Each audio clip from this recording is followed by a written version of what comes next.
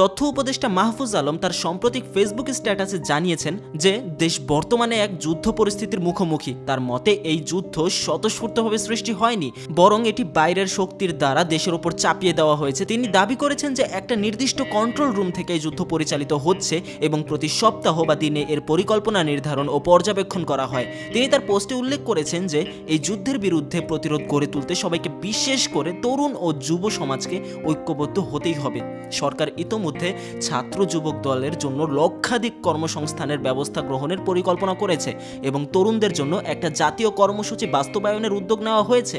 এছাড়াও তিনি জোর দিয়ে বলেছেন যে সরকার জঙ্গিবাদ ও সন্ত্রাসের বিরুদ্ধে কঠোর অবস্থান গ্রহণ করেছে এবং এই বিষয়ে জিরো টলারেন্স নীতি অনুসরণ করা হবে। এর অংশ হিসেবে দ্রব্যমূল্য নিয়ন্ত্রণ, সন্ত্রাসীদের গ্রেপ্তার ও বিচার প্রক্রিয়া এবং রাষ্ট্রীয় প্রতিষ্ঠানগুলোর শক্তিশালীকরণে কাজ ইতোমধ্যে শুরু হয়েছে।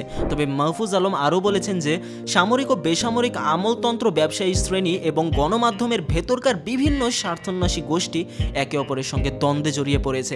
অন্যদিকে একটা শক্তিশালী দেশি বিদেশি জোট বর্তমান সরকারকে চ্যালেঞ্জের মুখে ফেলে দিচ্ছে, যা সরকারকে এক প্রকার যুদ্ধের পরিস্থিতির মধ্যে ঠেলে দিয়েছে। তার মতে অভ্যুত্থান পরবর্তী পরিস্থিতি মোকাবেলা করতে সরকার লড়াই করছে, তবে কিছু স্বার্থান্বেষী মহল জনগণের মধ্যে বিভেদ সৃষ্টি করতে চাইছে। তিনি সতর্ক করে বলেছেন, সেনাবাহিনী, রাজনৈতিক দল এবং গণ অভ্যুত্থানের বিভিন্ন শক্তিকে মুখোমুখি দাঁড় করানোর প্রচেষ্টা কোনোভাবেই দেশের জন্য ভালো ফল বয়ে আনবে না।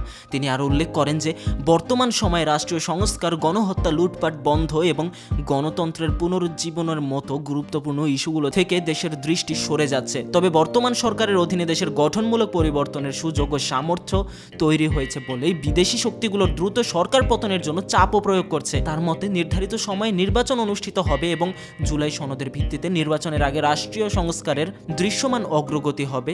সেই সঙ্গে হত্যাকারী, ধর্ষক ও লুটেরাদের বিচার নিশ্চিত করার প্রতিশ্রুতিও তিনি পুনর্ব্যক্ত করেছেন। ভিডিওটা শেয়ার করে দিন প্রত্যেকের সাথে, লাইক এবং ফলো করে সাথেই থাকুন জুম বাংলার।